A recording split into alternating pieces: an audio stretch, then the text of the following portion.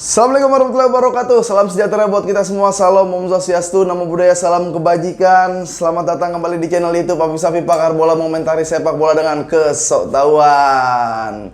Sebelumnya terima kasih buat teman-teman yang like, komen, dan subscribe channel YouTube gua. Semoga kalian semua dalam keadaan sehat walafiat. Hari ini gua sebenarnya jam 1 pagi ini gue tag ya, karena banyak banget hal-hal yang bikin gua happy. Pertama, kemenangan futsal Black Steel Manokwari menjadi juara di AFF. Wow, ini 2023 ya, gol Evan Movic. Ini pokoknya gue cinta banget sama Black Steel. Itu yang bikin bangga jadi orang Indonesia, karena selain Black Steel-nya menang di futsal, itu juga kayak ngasih tahu nih, Indonesia futsalnya ini udah bukan bangkit lagi nih, udah harus diperhitungin. Mungkin kita bisa ke Asia gitu, bahkan coba deh sparring atau ketemu sama tim-tim Eropa deh, kayaknya ngelawan, kayaknya bahkan bisa gitu. Level kita tuh udah menggeser Thailand. Gue senangnya di situ. Jadi terima kasih banyak buat seluruh squad Black Steel, terutama yang deket-deket sama gue yang pernah ketemu ya, Evan Movic, keren lo bro. Ahmad, Bagir, keren, ya ampun. Ardiansah juga, terima kasih, gila, gue happy banget karena nonton futsal itu ternyata deg-degannya itu sampai kayak nggak dikasih nafas, karena gawangnya tuh deket-deket gitu kan. Bahkan 2 detik kita unggul, waktu belum habis, tinggal 2 detik, itu masih harus deg-degan. Tapi ya udahlah, emang Muhammad Al-Bagir tangannya juga udah kebal ya sama gebokan-gebokan. Evan Movic di depan itu, kalau gue bilang Diego Costa, tapi versi lebih lengket, lebih tenang, lebih kelas malah dari Diego Costa. Jadi keren semuanya. Kiper cadangannya juga yang menjadi penyelamat di akhir-akhir tendangan penalti, itu gue respect banget. Terima kasih sekali lagi Black Steel Manokwari, kalian bikin bangga kita, pecinta sepak bola, pecinta football, pecinta futsal. Jadi orang Indonesia bangga. Oke, terima kasih. Nah, hari ini gue mau bahas ini Lionel Messi. Gue gatel banget dari kemarin, dan baru kali ini gue ada kesempatan upload video lagi.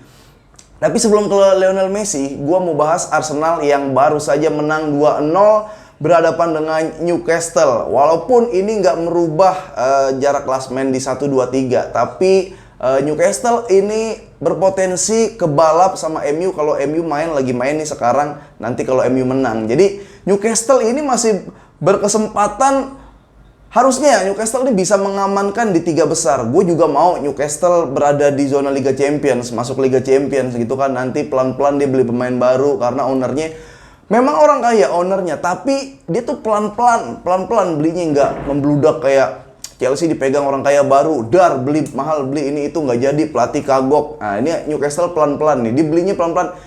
Dia tahu ada pemain bagus, Isak dari Sociedad, diambil sama dia Saint Maxim, tiba-tiba Almiron jago tiba-tiba ya.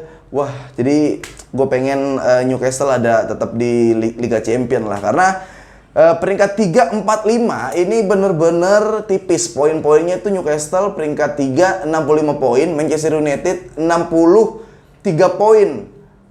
Sementara Liverpool di bawahnya itu, walaupun dia sudah main 35 kali, tapi poinnya itu 62. Jadi Manchester United masih ada 1 game. Jadi kalau MU menang nanti malam ini lawan West Ham, dia bisa ngembalap Newcastle di posisi 3. Tapi aduh, gue tolong banget, mudah-mudahan Newcastle ya yang masuk Liga Champions. Nah, pertandingan kita bahas deh, karena kebetulan gue nonton dan gue lagi seneng main Arsenal, main Newcastle, gue lagi perhatiin banget. Gue lebih seneng sekarang nonton Arsenal lawan Newcastle ketimbang Arsenal lawan Spurs. Spurs udah nggak ngelawan, udah ya rival dari dulu, tapi sekarang udah bukan levelnya Arsenal ya kalau kita lihat lagi. Seru banget, main seru banget ya. Cuma entah kenapa nih, saling mendominasi, sama-sama saling mendominasi. Babak pertama Arsenal bisa mendominasi sampai ada gol Odegaard yang dari kemarin cetak gol terus. Bahkan kemarin gue sempat duga kalau Shar ini bisa menjadi benteng yang kokoh di lini belakang, tapi alhasil ya karena bola scream gitu, kecerdasan, kepintaran dari Martinelli, diumpan tapi digebok, leret. ke tengah, jadi bola screen masuk ke dalam. Dan ada dua pertempuran kiper sebenarnya. Ini ada Pop sama Ramsdale. Gue udah bilang Ramsdale kalau jago, ini nggak masuk akal save-nya bro. Banyak banget save-nya, gue belum hitungin, tapi lu juga yang nonton pasti salut sama Ramsdale. Tapi walaupun dia kalau lagi jago, kelihatan jago banget, cuma kalau lagi ngebadut, itu dia telak. Rata-rata kesalahan atau kalahnya Arsenal kalau misalkan Ramsdale lagi aneh-aneh. Tapi kalau lagi bagus, Ramsdale itu 2-0. Kalau bukan Ramsdale, mungkin bisa 2-1 atau 2 sama. Jadi Ramsdale ini harusnya, kalau menurut gua, dia harusnya udah bisa untuk bermain menjadi skuad timnas ya, menjadi skuad timnas Inggris. Ya mudah-mudahan sih kepilih. Nah, kita main di gue seneng banget Arsenal bermain ya seperti Pep lah ya, Pep style gitulah. Ya Arteta kan Pep KW dibilang. Jadi Zinchenko udah main gitu kan, udah sering main di inverted ke tengah seperti biasa. Tapi yang menarik adalah Granit Xhaka. Xhaka nih ya oke lah, dia nggak sering bantu serangan atau menjadi pre-assist atau segala macam. Tapi lu lihat tackle Xhaka di Xhaka di kotak penalti Arsenal sendiri beberapa kali yang harusnya Newcastle itu bisa menciptakan peluang atau menciptakan gol, dia tuh sengaja yang kayak gituin, dihancurin momennya, dimatiin momennya ketika Newcastle lagi membangun serangan, lagi membangun ritme.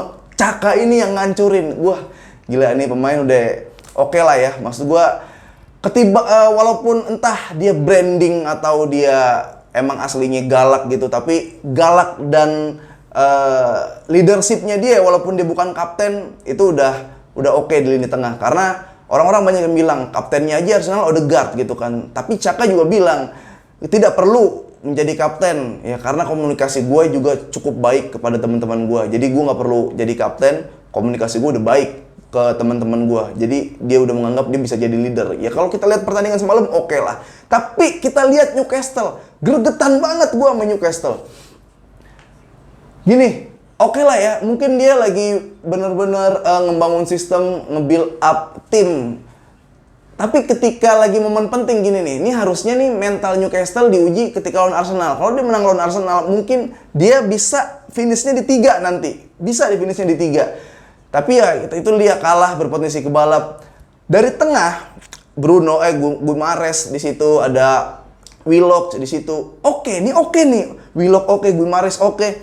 Di kiri Isak oke gitu kan. Tapi kalau udah ke depan gitu, kayak orang yang bingung. Lu ngebangun serangan dari depan, dari tengah, dari belakang ke tengah, dari tengah ke depan itu oke. Tapi kalau udah ke depan, ketika finishing kayak kelihatan emang lu nggak dibolehin buat jadi posisi kedua gitu. Buat mempertahankan di peringkat 3. Gitunya sih yang masih belum matang cuma di situnya. Peluang banyak banget, Isak dapat peluang, Willock dapat peluang, strikernya dapat peluang. Tapi kenapa peluang yang harusnya gol jadi nggak gol? Itu aja sih yang harus diperbaikin lagi sama Newcastle. Tapi sekali lagi gue pengen banget Newcastle ada di Liga Champion. Nah sekarang kita ke Messi ya. Ini Messi yang lagi hangat banget. Gue sampai, maksud gue kan bukan Messi, apa sih nama fans Messi sih? Gue nggak tahu. Gue sepak bola ngefans Xavi lah. Ini gue sampai nge-tweet, sampai bikin story, sampai bikin posting di Reels tentang Lionel Messi. Berarti gue udah segitu keselnya, walaupun gue nggak ngaruh, tapi ya daripada gue depresi, daripada gue cuman uring-uringan, mending gue upload dan gue disrespect buat Paris Saint-Germain. Oke, ini buat yang nggak tahu kasus Messi, gue disclaimer lagi, gue kasih tahu lagi. Jadi Messi ketika Paris Saint-Germain kalah 3-1 lawan Lorient, itu Messi datang ke Arab, dipanggil sama kedubes Arab buat menjadi duta pariwisata di Arab. Messi mengiyakan undangan tersebut. Jadi Messi setelah pertandingan terbang. Karena biasanya Paris Saint-Germain setelah pertandingan itu libur 2-3 hari, 1-2 hari. Nggak ada latihan. Ya, setahu Messi itu. Tapi ketika Messi sudah sampai Arab, Paris Saint-Germain ada latihan dadakan. Ada latihan dadakan yang mengharuskan semua pemain harus datang. Tapi di saat itu Messi sedang ada di Arab bersama keluarganya. Nah, di situ mungkin ada keterlambatan informasi yang didapat sama Messi karena biasanya bergulirnya seperti itu. Abis main ya pemain dikasih refreshing entah mau kemana, tapi sehari atau 2 hari balik lagi buat latihan. Nah, miss-nya di situ. Nah, akhirnya Messi di Arab. Terus akhirnya itu Messi dampaknya dia tidak diperpanjang lagi sama Paris Saint-Germain. Kontrak tidak diperpanjang dan gajinya tidak dibayar selama 2 minggu. Nah, itu mungkin masih nggak masalah sama Messi. Dan gue menganggap itu sudah bentuk hukuman buat indisipliner seorang pemain. Itu udah dihukum. Jadi kalau Messi salah, udah dihukum dengan gajinya nggak dibayar dan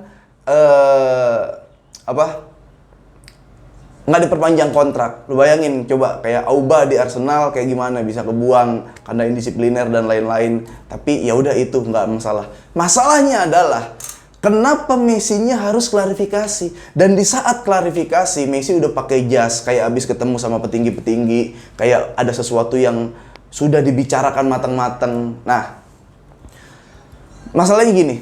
Ada yang bilang, ya kalau salah minta maaf. Ya minta maaf, ya udah gitu, secara personal aja minta maaf. Selain Messi suruh bikin klarifikasi, rumahnya Messi di demo sama fans Paris Saint-Germain yang pemain kayak Lionel Messi aja disorakin gitu kan. Pemain yang kayak gimana yang lu banggain gitu kan. Messi ini udah dapat semuanya secara pemain, itu lu sorakin gitu. Gue nggak tahu. Nah, nanti gue ulas lagi.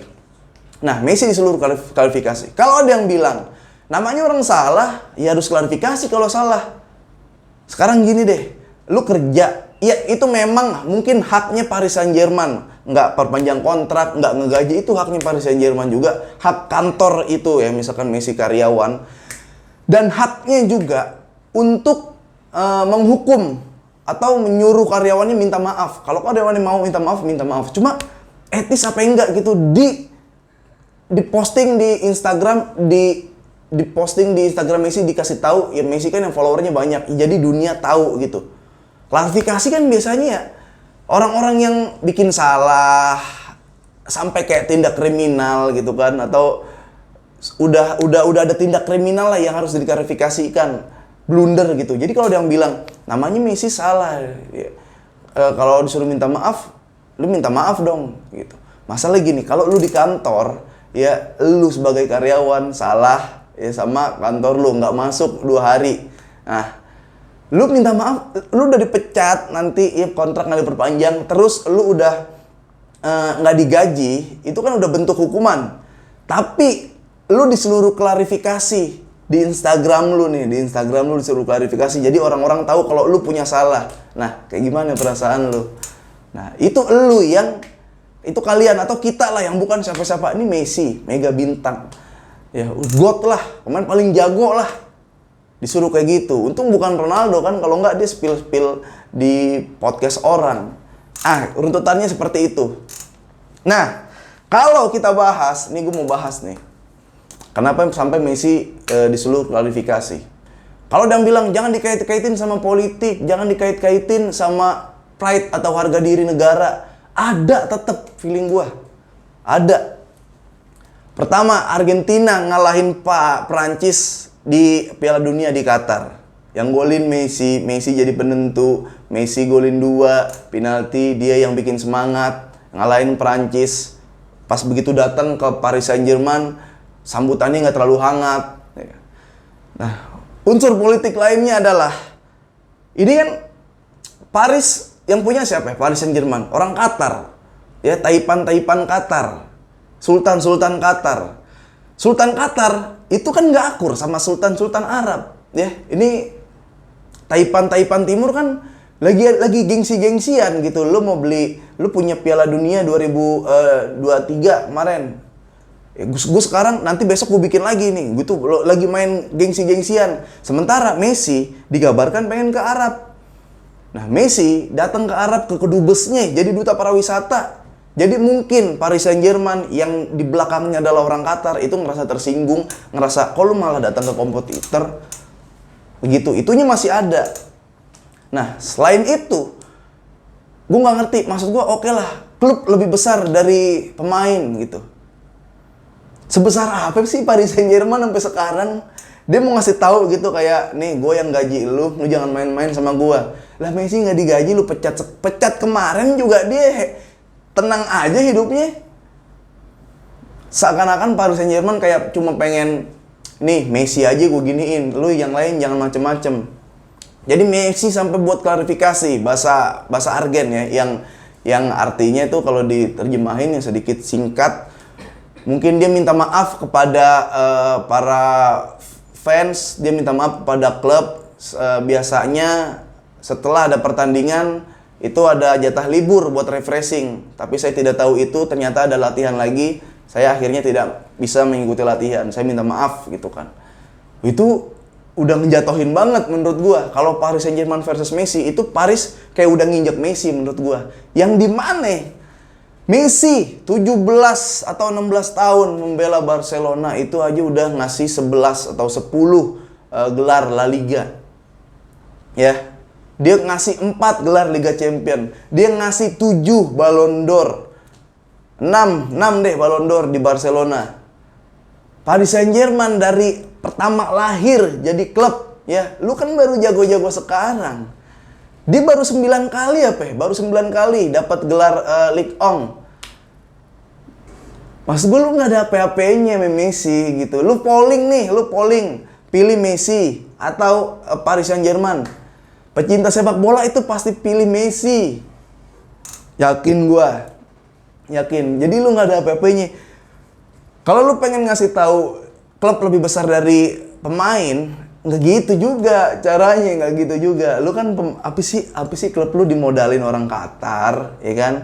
Pemain juga nggak jelas. Di depan tuh bertabur bintang, mana bintangnya? Di depan tuh cuma ada Messi, Neymar, Mbappe. Ya di tengah Verratti, paling jago Verratti. Emang jago? Maksud gue sejago apa? Dia sedibicarain apa di lini tengah sama orang-orang. Ada Diallo, Fabian, buangan dari Liga Spanyol. Siapa lagi tuh? Pemain-pemain yang lo nggak kenal bahkan. Belakang paling Ashraf sama si Sergio Ramos. Marquinhos ya segitu-segitu aja Marquinhos. Maksud gue apa sih?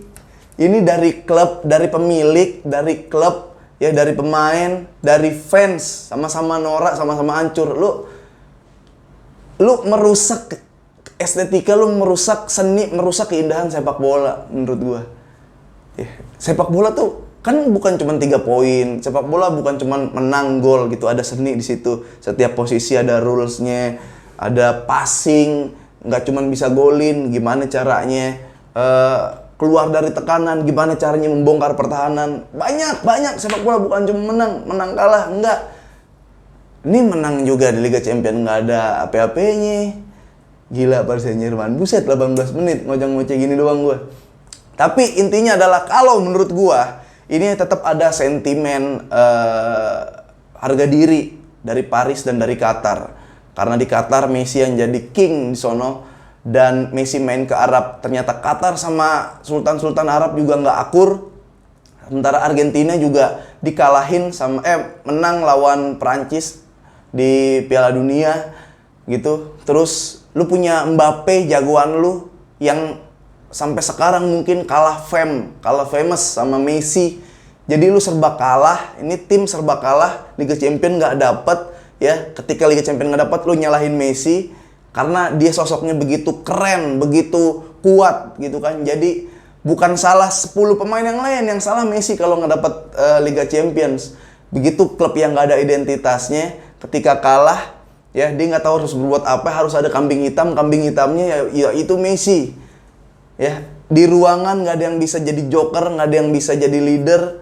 Ya kayak begitu bangkrutnya. Dia nggak ada panutan. Siapa pemain-pemain Prancis yang lain yang jago-jago pada nggak main di Liga Prancis. Selain Mbappe mungkin lu nggak ada juntrungannya, kagak ada tim yang bener-bener punya DNA Liga Champions. Lu nggak berarti di Eropa tim-tim Prancis. Jadi ya gitulah, lu bakal selamanya jadi pecundang gitu aja. Tapi kemana Lionel Messi habis ini? Nah, kalau kemana Lionel Messi habis ini, lu yang di Twitter follow managing Barca, lu follow Barca Universe. Ya kalau lu mau unfollow lah. Gue nggak nyuruh, tapi gue kasih tahu itu pusat hoax. Messi ada di Barcelona melakukan ini. Iya ke Barcelona bener, tapi tidak.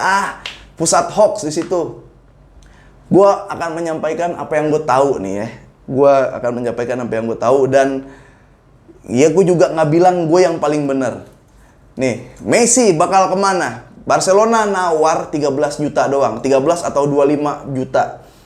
Sementara kalau Messi datang itu salary cap jebol lagi, ada pemain yang harus dijual, yang pemain goblok mana dari Barcelona yang mau beli, jadi sangat susah buat di Barcelona. Ada klub lama Messi di Argentina yang mungkin kalau emang Messi pengen menghabiskan karirnya di awal-awal, dia bisa balik lagi ke situ. Dan terakhir ada Al Hilal ya, di antara Newcastle, Manchester City yang juga berpotensi didatengin Messi. Ada Al Hilal yang ngasih tawaran 400 juta. Nah, sebelum Al Hilal muncul, gue udah ngobrol, gue udah kasih tahu di podcast, waktu itu gue ketemu Mamat nanya tentang Messi kemana. Jadi gue punya kontak orang La Liga. Ya, gue masih komunikasi. Gue nanya sama teman gue di Spanyol. Banyak banget berita beredar kalau Messi balik lagi ke Barca. Sebenarnya kayak gimana sih? Nah, jawaban dia adalah Barcelona memang saat ini keuangannya lagi kacau. Ya. Sangat amat mustahil apabila dia ingin mendatangkan Lionel Messi. Bagaimana caranya dia datengin Lionel Messi kayak gitu. Itu dari Spanyol. Waktu itu gue rapat. Waktu itu lagi kayak ada pertemuan gitu, ada Pak Erick Thohir, ada orang-orang penting lah gitu. Terus Pak Ete nih yang bilang nih, negara itu hampir setiap tahun presentasi ke FIFA. Apa yang mau lakuin tentang sepak bola? Nah, negara Arab itu mempresentasikan kami akan mendatangkan Lionel Messi. Di saat itu gue tag di mana ya, di podcast Boba apa ya, terus gue ngobrol, baru ada penawaran Al Hilal. Dar, gimana itu? Gue cuma menyampaikan informasi, coba silakan diprediksiin Messi akan kemana, karena nggak mungkin dia ke Paris Saint-Germain. Segeralah keluar. Gue cinta banget sama Messi, Neymar, Ramos. Udah itu aja. Messi, Neymar, Ramos, keluar kamu dari klub toksik, klub sampah. Oke, terima kasih yang udah dengerin dan nonton Pakar Bola Mengomentari Sepak Bola dengan Kesotahuan. Jangan lupa dengerin juga podcast Boba, bola banget di aplikasi Noise, Noice. Oke, sip, sehat-sehat selalu. Assalamualaikum warahmatullahi wabarakatuh. Salam sejahtera buat kita semua. Salam Om Swastiastu, Namo Buddhaya, salam kebajikan.